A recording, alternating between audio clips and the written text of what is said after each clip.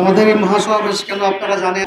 এই মহাসমাবেশের মধ্যে আমরা সরকারকে জানিয়ে দিতে চাই যে নারী সংস্কার যে কমিটি, যে কমিশন সরাসরি কোরআন বিরোধী, কোরআন সুন্নাহ বিরোধী, ইসলাম বিরোধী যে সুপারিশ করেছে, সরাসরি কোরআন বিরোধী হিসাবে কোনো মুসলমান এই সুপারিশ গ্রহণ করতে পারে না।